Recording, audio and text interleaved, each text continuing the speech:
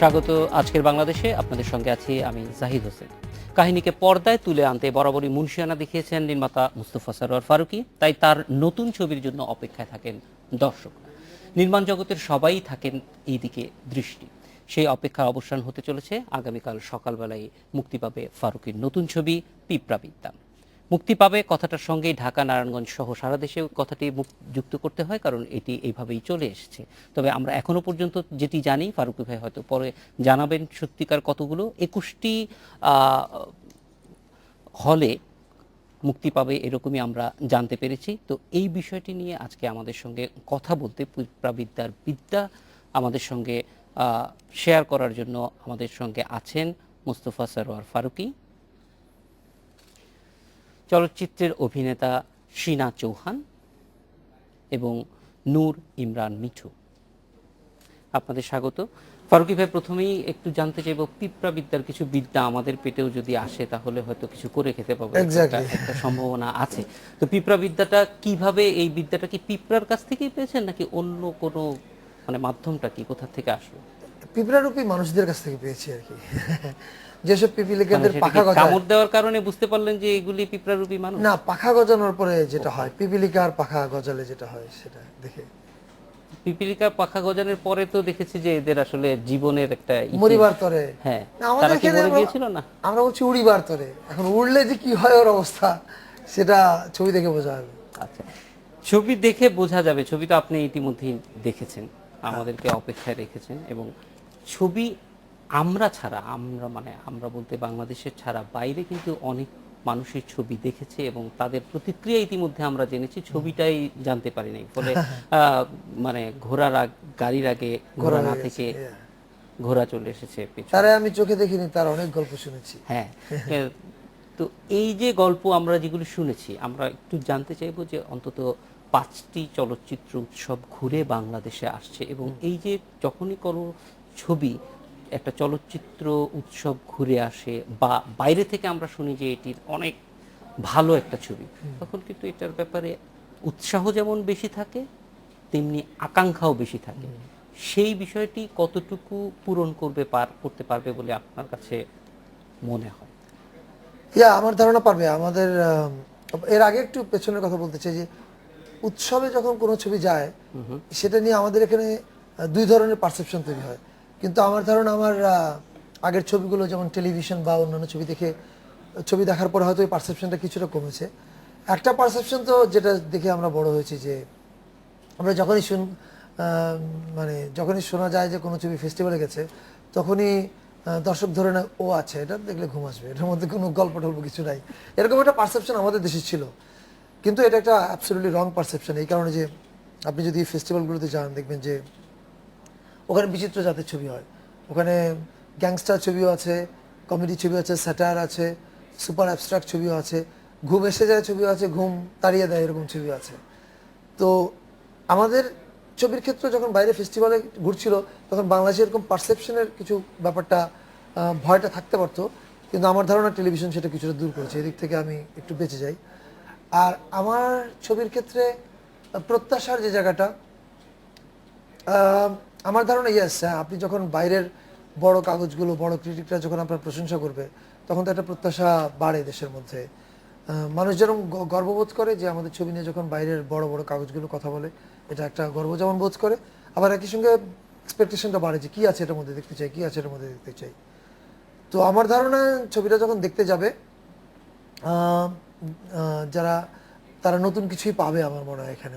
এবং এটা কি এই জন্য যে দর্শক, সেটা বিদেশি হোক আর বাংলাদেশি হোক, তারা আসলে একইভাবে একই জায়গা থেকে ছবিটি দেখবে মনে করছেন? অর্থাৎ দর্শকের প্রস্তুতির দিকটাই যেতে চাই। না, আমার মনে হয় দর্শক তার নিজের নিজের ব্যাকগ্রাউন্ড অনুযায়ী ছবিটা দেখবে। আমি অনেক ক্ষেত্রে দেখেছি একই ছবি ফরাসি দর্শকদের কাছে একরকম প্রতিক্রিয়া সৃষ্টি করে, নেদারল্যান্ডসে আরেক রকম, বাংলাদেশে একরকম। একটা ছবির একটা দৃশ্য দেখা যায় যে বাংলাদেশে একরকম প্রতিক্রিয়া হলো, আবার হয়তো দুবাইতে আরেক রকম প্রতিক্রিয়া হলো। ফলে দর্শক তার নিজের অবস্থানের থেকে ছবিটা দেখেন এবং সেটার সঙ্গে মিলিয়ে উনি রিয়াক্ট করেন। আমার মনে হয় বিদেশি আর দেশি রিয়াকশন গ্রসলি মোটা দাগে এক থাকে, কিন্তু কিছু কিছু ফাইনার ফেব্রিক্স আছে যেটা একটু ভ্যারি করে। সেই রিয়াকশনটা কেমন হবে বাংলাদেশে সেটা আমরা অল্প কিছুক্ষণ পরেই জানবো, কিন্তু এখন চলে যাব শিনা চৌহানের কাছে। পিঁপড়াবিদ্যা ছবিটি করার জন্য আপনি কখন আপনার সঙ্গে যোগাযোগ করা হলো? ফারুকি আমাকে আগে বাংলাদেশে আমার সঙ্গে না দেখা হয়েছিল ডিউরিং দ্য বিপিএল, অ্যান্ড ইনি আমার ডিটেলস নিয়েছিলেন। তো আমি যখন দিল্লিতে ছিলাম, ইনি আমাকে মেল পাঠালেন, and he sent me the script, and তারপরে we met, he gave me a narration and we were on. বাংলাদেশে বাংলাদেশে যুক্ত করে দিই হ্যাঁ। আপনার, ফেস্টিভ্যালে দর্শকরা কেমন উপভোগ করেছে এটা আমার চেয়ে ভালো বলতে পারবে, কারণ আমি কখনো দর্শকদের সাথে বসে ছবি দেখিনি। আমি শুরুতে হাই এবং শেষে কোশ্চেন Bye. ছবি দেখেছি। He never sits in any, মানে মুভিটা স্টার্ট হবে আমি জানি যে ফারুকি বাইরে, he'll never sit during, so and then I have to give him every moment's reaction of all the audience. No, you should share the reaction with you. Every moment reaction দেওয়াটা এটা তখন আবার BPL এর যে কাজ সেটা Commentary. তোমার রিয়াকশনটা এই মোমেন্টে এটা হয়েছে। No, but seriously, just jokes apart, আমি খুবই গর্ববোধ I feel very proud and very humbled, because it just demonstrates the power of great cinema, because our film was nominated at the Shanghai International Film Festival in the best film category, যেখানে Gong Li and people, there were amazing jury members from all over the world. And then Dubai International Film Festival premiere হয়েছিল। So it just goes to show যে সিনেমা একটা art form হিসেবে এবং একটা কমিউনিকেশনের মাধ্যমে কেমন সবকে ইউনিফাই করে। অ্যান্ড আমাদের ছবিটা এত বড় প্ল্যাটফর্মে নমিনেট হওয়ার আই থিঙ্ক এটা প্রকাশ করে যে just shows Bangladesh as a nation producing great films, of course. So it's a great honor for Bangladesh at the world stage, and of course as an actress it's given me a lot of inspiration. এই ছবিতে আপনার চরিত্রটা কি ছিল? আমি রিমা, একটা movie star play করছি, and it's a very interesting character খুবই ইন্টারেস্টিং ছিল। অনেক লেয়ার্স আছে ক্যারেক্টারের মধ্যে, অনেক ডিমান্ডিং ছিল, অনেক ফিজিক্যালি আর মেন্টালি অনেক আমার থিয়েটার ব্যাকগ্রাউন্ড অনেক হেল্প করেছে। তারপরে Farooqui of course working with a talented and gifted director like him, he held my hand through it, but it was very challenging. Mithu, আপনার কাছে যাব যে এই ছবিটার যখন ফারুকি আপনার সঙ্গে শেয়ার করলো যে আপনাকে এখানে নায়ক করা হবে, সেটা কি এটা কি এপ্রিল মাসের 1 তারিখে ছিল নাকি অন্য সময়? এপ্রিল মাস এপ্রিল ফুল ছিল এপ্রিল না, আমি তো আগেই মানে ফারুকি ভাইয়ের সঙ্গে অ্যাসিস্ট্যান্ট হিসাবে কাজ করতাম। তো একটা সময় উনি স্ক্রিপ্ট করতেছিলেন, আরও 2-3টা ছবির ভাবনা ওনার মাথায় ছিল, কিন্তু হঠাৎ করে উনি পিঁপড়াবিদ্যা ছবির স্ক্রিপ্ট শুরু করলেন। তো ওই সময় উনি বললেন যে তোকে অভিনয় করতে হবে। তখন আমি তো কখনোই অভিনয় করিনি আগে। তখন বললাম যে এটা কীভাবে সম্ভব, আমি তো এর আগে থিয়েটার বলেন কোনো কিছুই করিনি আগে। তো বললো না, তোকেই করতে হবে। তারপরে খুব তাড়াতাড়ি বোধহয় 2-1 মাসের মধ্যে, তারপর ওকে একটা খুব কঠিন প্রস্তুতি নিতে হয়েছে। একটা হচ্ছে যৌক্তিক প্রস্তুতি, সেটা হচ্ছে তাকে প্রতিদিন ক্যারেক্টারটা ব্রিফ করা হতো, আর আরেকটা ছিল অযৌক্তিক প্রস্তুতি, তাকে আমার সাথে ক্রিকেট খেলতে হতো, দাবা খেলতে হতো, প্রতিদিন কাজ। ফারুকি ভাই, একটা হচ্ছে যে ফারুকির কাছে নানান মানুষের যেটা প্রত্যাশা, সেইখানে আপনি জানেন যে মানুষের প্রত্যাশা আছে আপনাকে সামনে আরো ভালো চলচ্চিত্র তৈরি করতে হবে, সেখানে আনকোরা একজন নতুন যে একদম কখনো কাজ করে নাই, তার মধ্যে কি জিনিসটা দেখতে পেলেন যে আপনি এই রিস্কটা নিলেন?